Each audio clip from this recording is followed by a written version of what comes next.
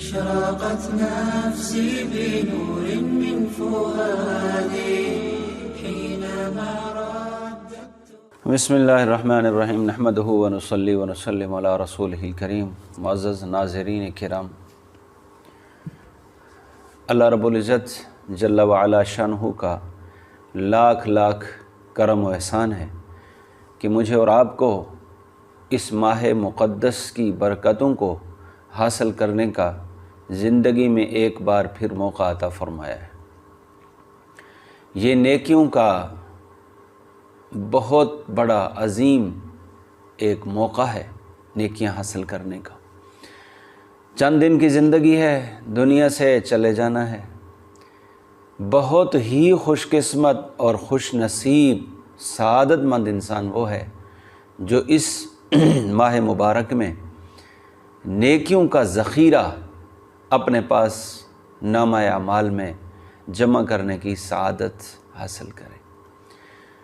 سرور عالم صلی اللہ علیہ وسلم نے اس ماہ مبارک کے شروع ہونے سے پہلے ہی صحابہ کرام رضی اللہ عنہم اجمعین کو جمع فرمایا اور واعظ و نصیحت فرمایا کہ آپ پر ایک اتنا عظیم مہینہ آنے والا ہے جو شہر عظیم، بڑی عظمت والا ہے. مفہوم ہے آپ کی حدیث مبارک کا کہ جس میں فرض 70 فرضوں کے برابر ہے اور نوافل آپ پڑھیں گے تو وہ فرضوں کے برابر ہو جائے گی. اس میں استغفار کی کثرت کرنا، اس میں کلمہ طیبہ کی کثرت رکھنا، یہ سارے ذکر و اذکار اس میں زیادہ سے زیادہ کرنے کی کوشش کرنا. نبی محترم صلی اللہ علیہ وسلم نے اپنی زندگی کے آخری رمضان المبارک میں 2 مرتبہ قرآن مقدس کا دور فرمایا اور سیدنا جبریل علیہ الصلاۃ والسلام سید الملائکہ نے 2 دفعہ آپ علیہ الصلاۃ والسلام کو قرآن مقدس کی منزل اور قرآن مقدس کی تلاوت سنائی. اس میں سخاوت نبی پاک صلی اللہ علیہ وسلم کی عادت مبارکہ طیبہ طاہرہ یہ تھی کہ اب کالریح المرسلہ، آپ تیز ہوا چلنے کی طرح اور زیادہ سخاوت میں، آپ علیہ الصلاۃ والسلام کی ذات مقدس سخاوت میں اللہ جل شانہ کے بعد سب سے اونچے مرتبے پر فائز ہیں. اور اس مہینے میں تو آپ کی سخاوت کو اور زیادہ 4 چاند لگ جاتے تھے. آپ علیہ السلام بہت سخاوت فرمایا کرتے تھے. تو اس میں ایک دن کا روزہ اگر کسی کا خدا نخواستہ بلا عذر شرعی فوت ہو گیا تو ساری عمر، چاہے اس کی عمر نوح ہو جائے، تو وہ اس ایک روزے کی تلافی نہیں کر سکتے اور اس ایک روزے جو فرض روزہ ہے اس کے اجر اور مقام کو نہیں پہنچ سکتے.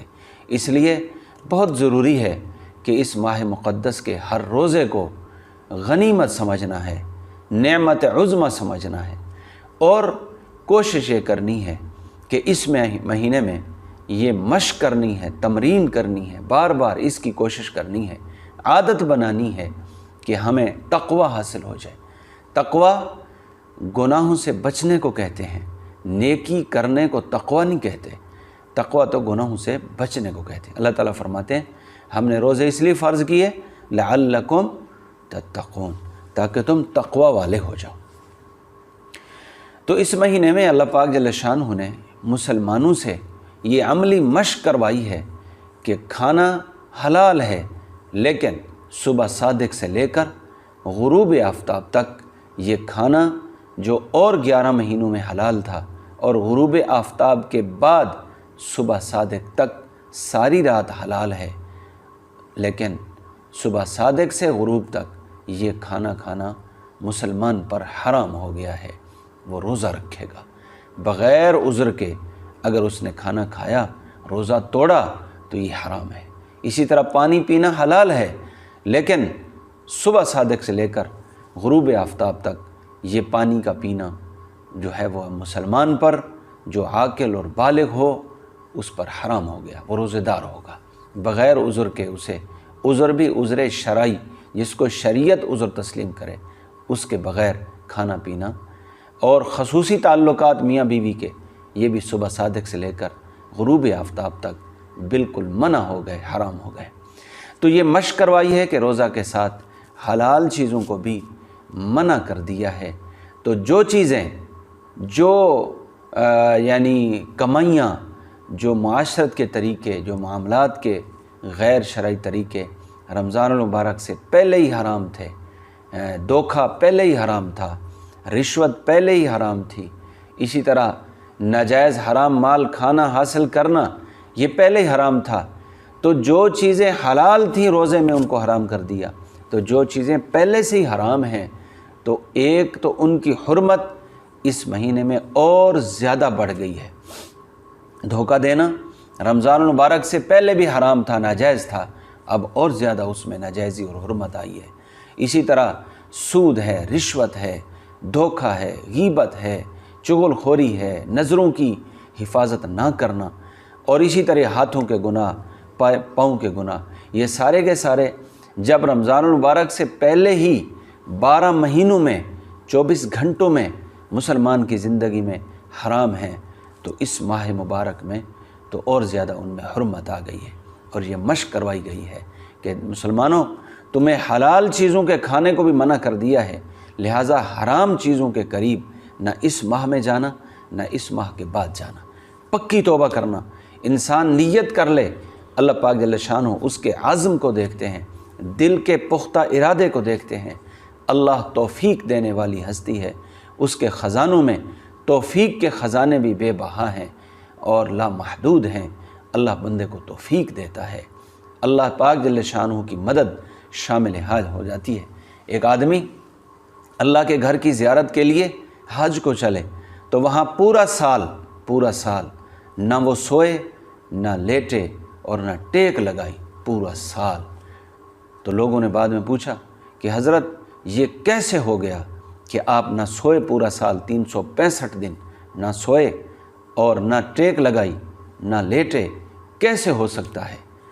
تو انہوں نے فرمایا کہ اللہ نے میرے دل کی دنیا کو دیکھا ہے، میرے دل کے پختہ ارادے کو دیکھا ہے، تو میرے ظاہر کو اس پر توفیق دے دی ہے۔ تو بندہ جب ارادہ کر لیتا ہے، جب بندہ ایک بات کو اپنے لیے ٹھان لیتا ہے کہ میں نے یہ کرنا ہے، تو وہ کریم رب بندے کی اس عزم کو توفیق سے مزین فرما دیتے ہیں۔ اگر ہم یہ ارادہ کر لیں کہ یا اللہ تو نے رمضان المبارک کا مہینہ مبارک بھیجا ہے اور ہاں اس میں ہمارے اوپر حلال چیزوں کو استعمال کرنے کا بھی، کھانا پینا، مثال ہم بستری، یہ ساری چیزیں حرام کر دی ہیں، تو اسی طرح ہم جو تیری حرام کردہ چیزیں پہلے تھیں تو اس میں اور ہم مشق کریں گے اور رمضان المبارک کے بعد بھی ان حرام چیزوں کے قریب نہ جائیں گے۔ بھائیو، اس طرح کی زندگی سے وہ ہماری دنیا کی بھلائیاں بھی منحصر ہیں اس طرح کی زندگی میں، اور مرتے ہی انسان کی جب آنکھیں بند ہو رہی ہوں گی اور سارے رشتہ دار رونے دھونے کے سوا وہ بے بس نظر آئیں گے، ہمارا مال ادھر رہ جائے گا اور ہمارے کفن میں جیب نہ رکھی جائے گی اور ہمارے جسم کے میل کچیل کو دھو کر کے قبر سے باہر رکھا جائے گا، ڈالا جائے گا، ہم خالص اسی طرح دنیا سے جائیں گے جس طرح پیدا ہوئے تھے اذان دائیں کان میں اور اقامت دوسرے بائیں کان میں ہوئی تھی، نماز کی انتظار تھی، فوتگی کے بعد نماز جنازہ ہوتی ہے اور ہم اس دنیا سے چلے جائیں، آتے ہوئے اذان جاتے ہوئے نماز، اتنی مختصر سی زندگی لے کر ایک مسلمان، خصوصاً مسلمان کو سمجھنا ہے، اللہ غیروں کو بھی ہدایت دے دے، ہدایت ایمان دے دے۔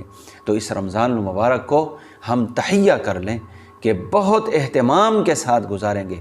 زبان کی غیبت توبہ، آنکھوں کی غلط نظر توبہ، کانوں کی غلط سنوائی اس سے توبہ، ہاتھوں کا غلط پیسوں کو، ناجائز پیسوں کو، رشوت اور سود کے پیسوں کو گننا یہ حرام تھا، اس سے توبہ، غلط جگہ کی طرف چلنا، غلط ارادے سے چلنا حرام تھا، اب مکمل توبہ۔ اللہ ہمیں پاکیزہ زندگی نصیب فرمائے، حیات طیبہ نصیب فرما دے، تاکہ دنیا میں بھی ہم اسلامی معاشرے کے فرد بن کے اور اسلام کے عملی ترجمان بن کے زندگی گزاریں، تاکہ غیر مسلم دیکھیں کہ مسلمان کی زندگی کتنی پاکیزہ ہوتی ہے۔ صحابہ کرام رضی اللہ عنہم اجمعین کی پاک زندگیاں وہ ایسی تھیں، غیروں کو جب دعوت دیتے لمبی چوڑی دعوت نہیں دیتے، یوں فرماتے تھے کونو مثلنا، ہماری طرح ہو جاؤ، ہماری طرح ہو جاؤ، ہماری عبادتوں کو دیکھو، ہمارے نظریات کو دیکھو، عقائد کو دیکھو، عبادات کو دیکھو، معاشرت کو دیکھو، معاملات کو دیکھو، ہماری زندگی کی اٹھک بیٹھک دیکھو، سونا کھانا چلنا پھرنا دیکھو، معاملات کو دیکھو، کتنے پاکیزہ معاملات ہیں، سلیم فطرت کے مطابق ہیں، عقل سلیم کے مطابق ہیں، ان کے مطابق کر لو تو تمہاری دنیا بھی بنے گی آخرت بھی۔ اس لیے میرے محترم عزیزو، اس موقع کو نعمت عظمیٰ سمجھنا، نعمت غیر مترقبہ سمجھنا۔ نہیں پتہ کسی کو کہ شب برات کی رات میں میرا اور آپ کا نام مردوں کی فہرست میں لکھا گیا ہے، یا اگلے سال پھر ہمیں رمضان المبارک نصیب ہوگا کہ نہ ہوگا۔ اس لیے ہمارے مسلمان بھائیوں سے، ماؤں سے، بہنوں سے جو ہے وہ درخواست ہے، گزارش ہے کہ خدا را اپنے اوپر ترس کر کے چھوٹے چھوٹے معمولی عذر بیماریوں کے بنا کر کے روزوں سے جان چھڑانے کی کوشش کرنا۔ کسی کا کوئی نقصان نہیں ہے، کسی کا کوئی نقصان نہیں ہے، اپنی قبر اندھیری کرنے والی بات ہے۔ اللہ تعالیٰ مجھے اور آپ کو عقل اور سمجھ نصیب فرمائے۔ وما علینا الا البلاغ۔